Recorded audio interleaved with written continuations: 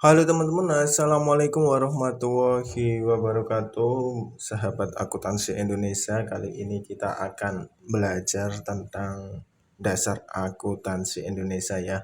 Lama saya tidak mengisi video di YouTube ini dan kecenderungan saya mengisi short-short di TikTok yang memiliki nama sama yaitu akuntansi Indonesia. Kali ini saya akan mulai menjelaskan apa itu akuntansi dari dasar teman-teman. Biasanya kalian ketika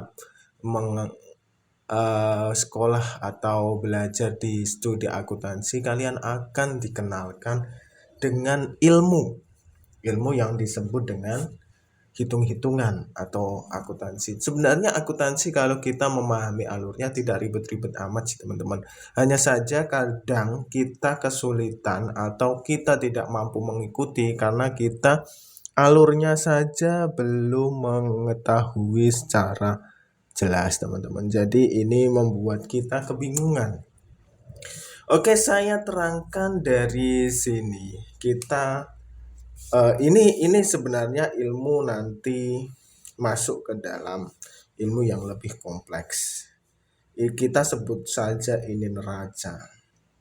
Bagi teman-teman yang awam atau baru di akuntansi, maka kalian coba ikuti dulu saja.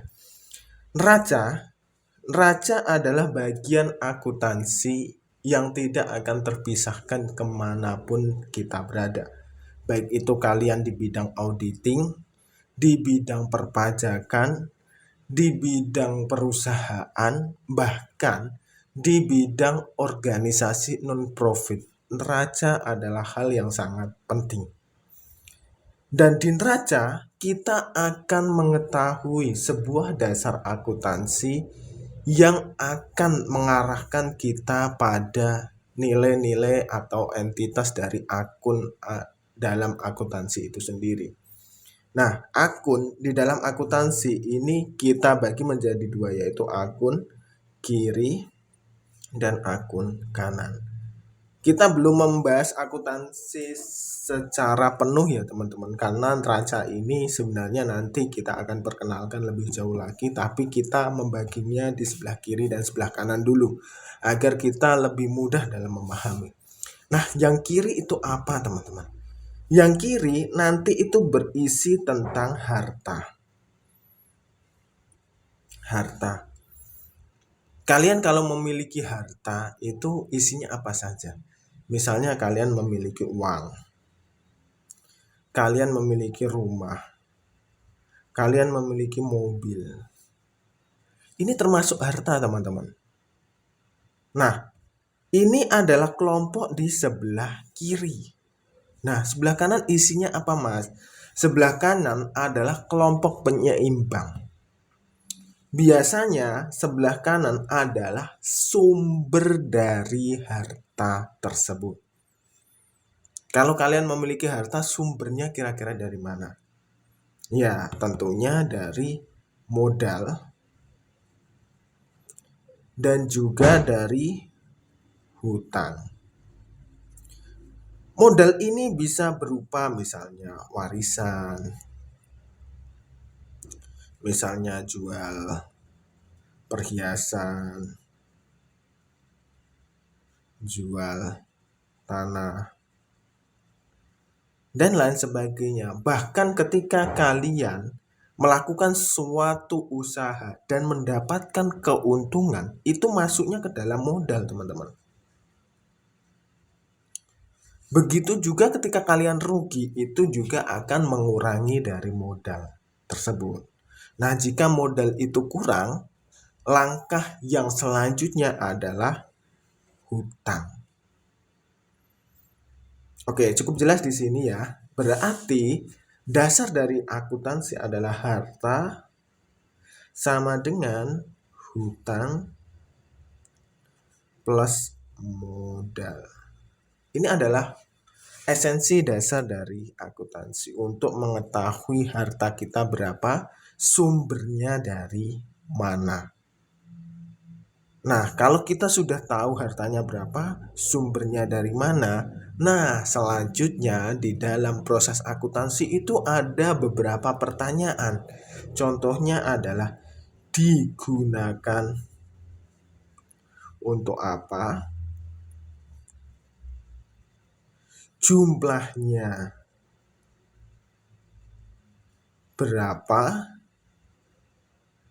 siapa yang menggunakan,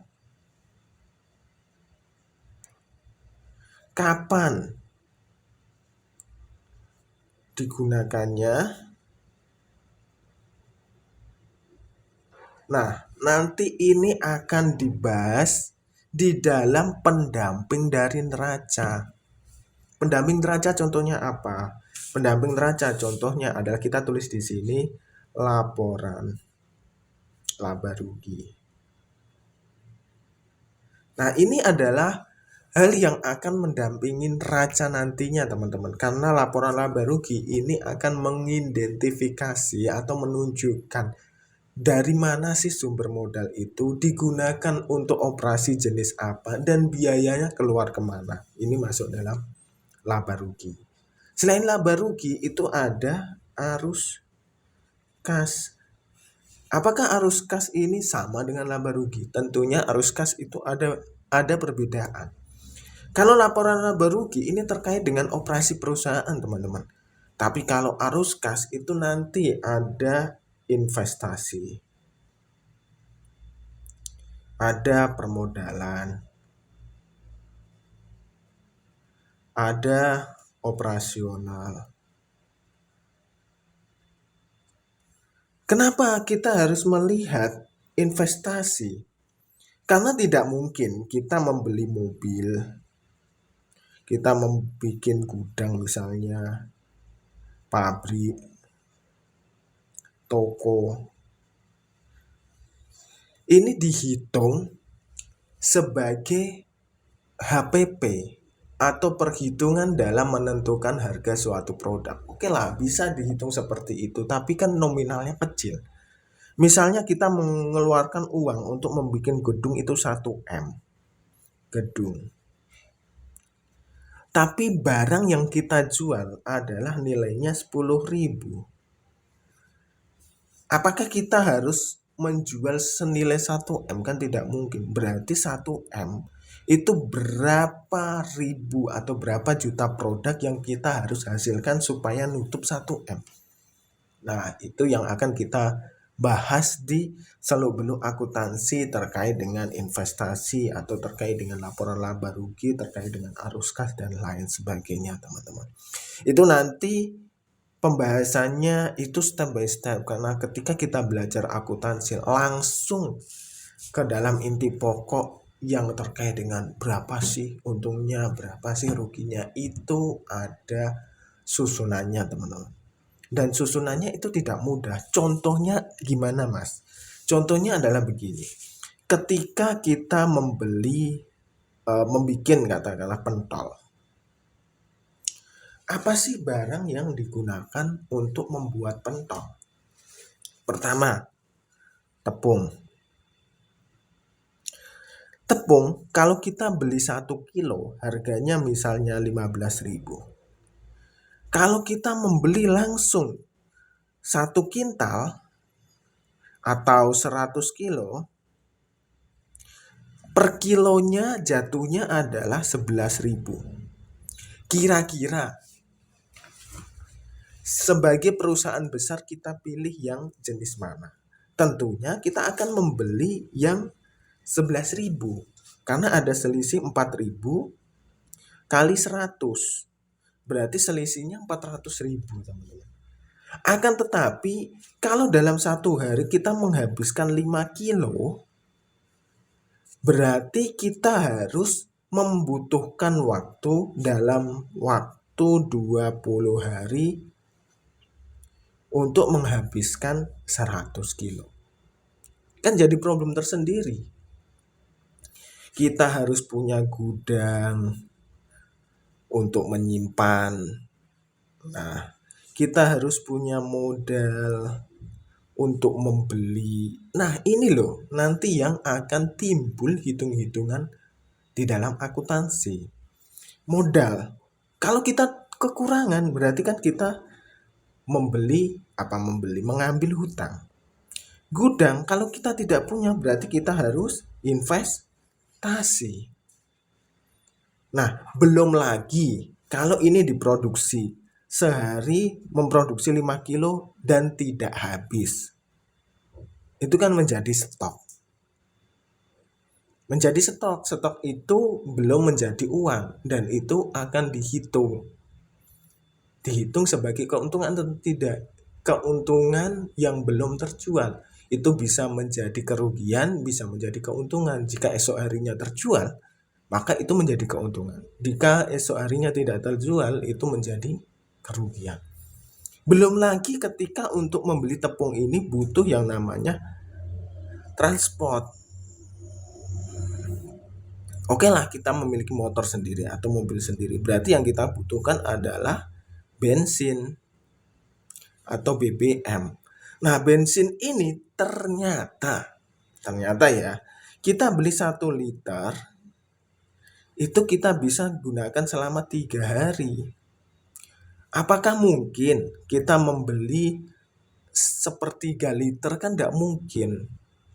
Kita belinya harus 1 liter dan nanti hitung-hitungannya kita menjadikan dia sebagai modal atau HPP atau harga pokok penjualan adalah misalnya 10.000, kita tulis di sini 10.000. Berarti kan kita bagi 3, berarti 3.300. Ini yang menjadi modal, bukan yang yang tadi berapa, yang 10.000 langsung, bukan. Lalu sisanya kemana, Mas? Sisanya juga menjadi stok.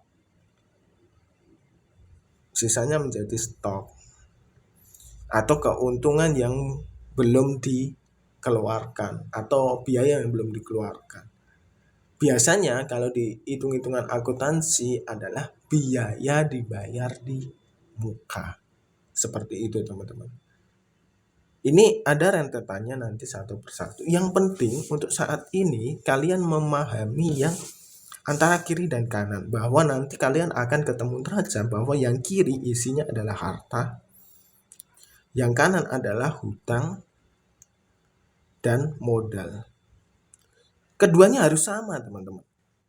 Ketika misalnya kalian mengeluarkan harta 10.000, maka yang kanan hutang plus modal ini harus 10.000. Baik itu hutangnya misalnya 3.000, terus modalnya itu 7.000 atau sebaliknya atau gimana, terserah. Yang penting jumlah dari keduanya ini balance atau sama. Yang namanya neraca kan seperti ini. Kita lihat di sebuah timbangan kan seperti ini ya.